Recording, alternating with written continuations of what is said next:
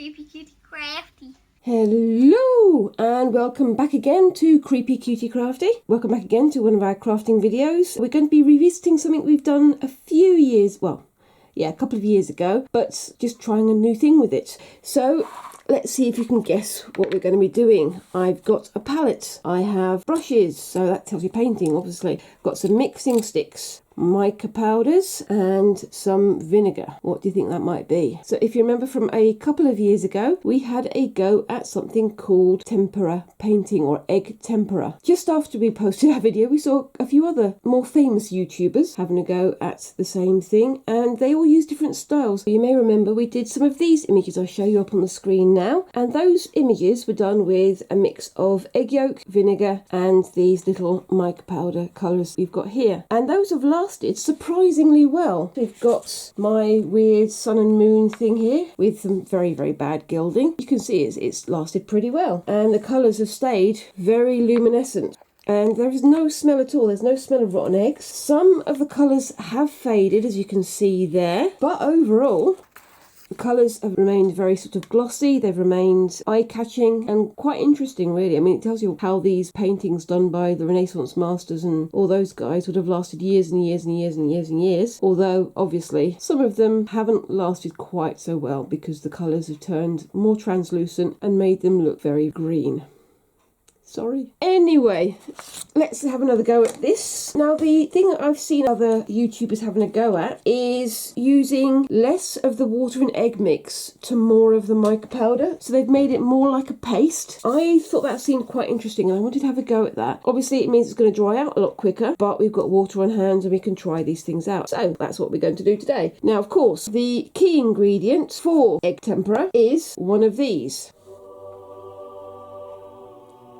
An egg, or a egg, as me and Squinks used to say. Thing is, this is a bit of a silly thing for us to do because right now in the UK there's an egg shortage. So don't come screaming at me if you're complaining about the lack of eggs. I'm sure nobody's going to notice, are they? Yeah, let's get on with it. Okay, so the first thing I've got to do is separate this egg into the yolk and the white. The yolk has to be nice and dry so that we can pop the membrane that holds it together and then we can use it. I'm just going to get myself a couple of pieces of kitchen roll, some for underneath in case we have any spillage, which we almost definitely will. I keep saying we, it's just me at the moment, isn't it? And then obviously this piece for catching the yolk in. So let's start. There we go, a perfect egg. Let's have a look at it now. And what we need to do is just roll it around so it gets to the very end. Try and keep it without popping it. Get it to about, oopsie daisy, about there. And then using one of these, and squeeze all of that yummy yolkness out of the egg. There we have it. I don't think that could have gone better, to be honest with you. Right, so the next thing I need to do is add in some of this distilled vinegar. That's more than enough. I also need to add some water. Let's hope this works. So, there we go. I very cleverly picked out 6 colours and there's only 5 colour spots, but I can work around that. That one is lavender. These are Arteza mica powders, by the way, in case you were wondering. I've used them before. They're very good for resin crafts and things like that, but I kind of like using them for this rather than that. This one is light plum. This one is bright blue, so almost like an aquamarine. This one is lemongrass green. This one's bubble bath pink. Frosty sage green, right then.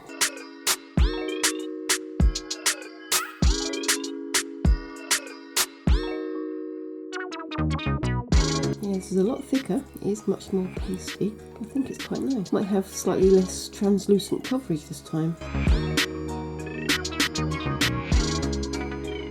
It is kind of lumpy and grainy, but it should give it interesting texture. I'll see how this works. What kind of image do you think I should try and create with this? Today I'm just going to have a go at doing some basic patterns. Next time I'll do something else. If there's anything you want me to have a go at, let me know. Use the comments down below. And also, whilst you're there, remember to like and subscribe and ring that little notification bell just so that you don't get lost on the internet. Right, I'm going to put these on the back. Okay, so on this piece of paper, all I've done is find the centre, do some concentric circles, bristles, and I'm just going to paint a pattern. I don't know what the pattern's going to be, but it's going to be a pattern. And I think I'm going to start with the deep plum. Yeah, it's much more lumpy than the previous iteration that we did of this. That's fine. If you remember the last time, we had quite a bit of problems with the paint leaking from one patch of colour to the next. There's not so much of a problem in this one because it's so much more solid, so that's a bonus. I'm using some of my older paint brushes because if they get damaged or jammed up with paint and egg, I'm not so worried about it.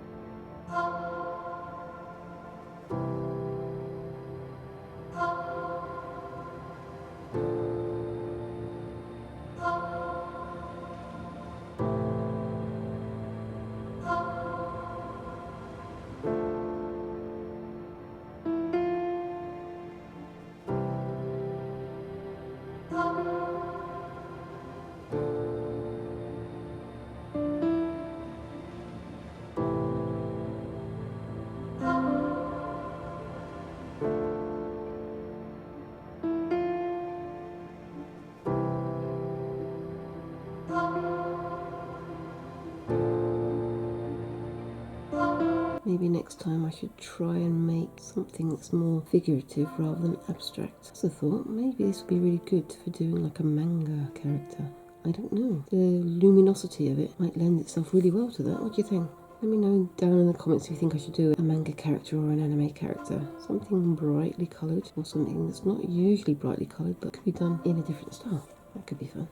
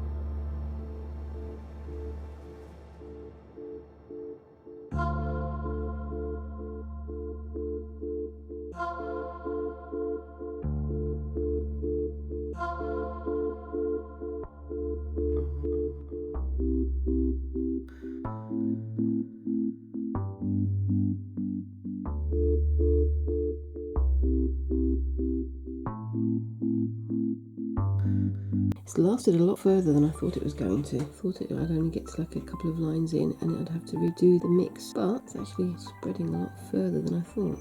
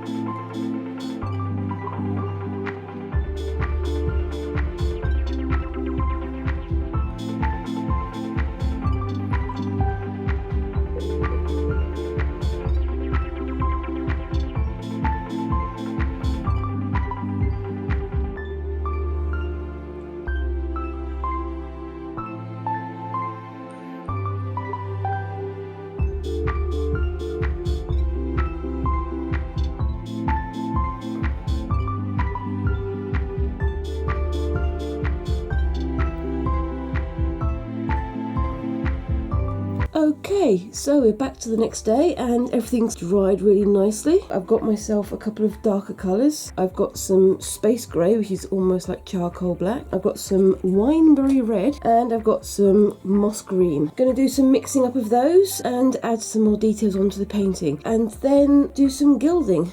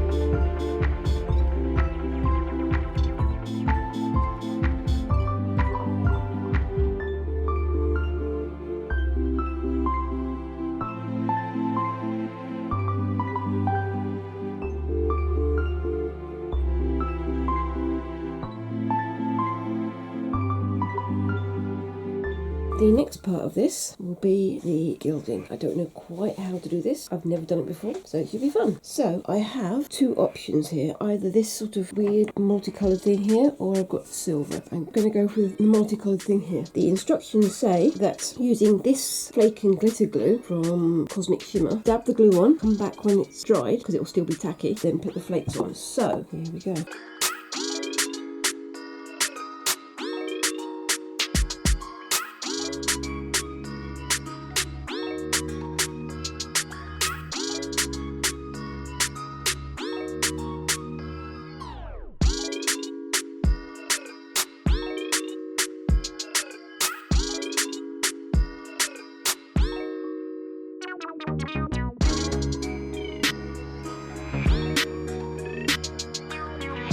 Okay, so I've left it for 20 minutes and it seems that the glue is now quite tacky. So I'm going to get these little gilding flake things here, use my tweezers just to put them in place, and a nice sort of fan brush to try and sweep them into place. You can see these are very sparkly, but they are very, very prone to moving. So you've got to be careful of any breezes, sneezes and other such things.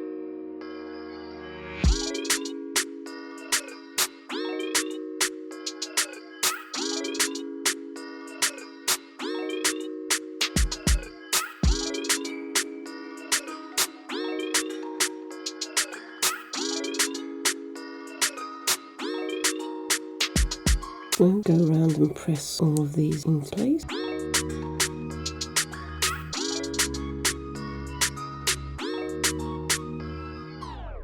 So move this to the side and start brushing.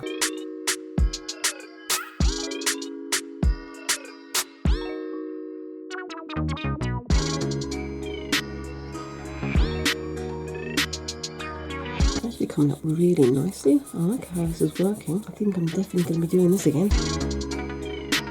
I do like the fact that some of these pieces of foil aren't bright, they're sort of aged, if you know what I mean. Antique. Next time I'm definitely going to try and have a go at doing a medieval manuscript or something like that.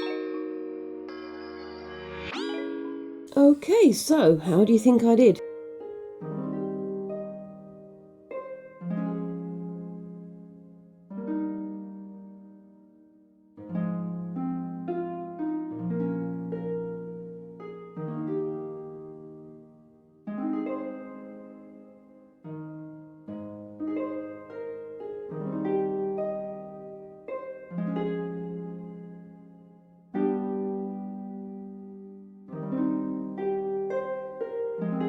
Using the gilding was a little bit nerve-wracking, but I think it turned out okay. I do like the way it's turned out. I think I could probably have added a bit more gilding or a bit more sparkle. The only thing that I don't like so much about this is the pencil marks. I don't think they stand up too much, but maybe next time I do this I'd have much fainter pencil lines and paint over those as well. Overall, it's a really nice little pattern. Next time, what do you think? Do you think I should do another pattern? Do you think I should have a go at doing maybe a portrait, like a painting? Or do you think I should have a go at doing an illuminated manuscript page? I was thinking of maybe doing an illuminated manuscript page of a cartoon character or a manga character or something like that. Who do you think I could do that with? Let me know how you think I did in the comments below. Remember, of course, to like, share and subscribe, and if you want to see me do this again, make sure you tick that notification bell so that you don't lose me on the internet. I enjoyed doing this, absolutely loved it. And if anybody's sort of feeling a bit tentative about doing something new like the gilding or like using egg tempera, I say go for it. You might surprise yourself. Anyway, thank you very much for watching, and I'll see you in the next video.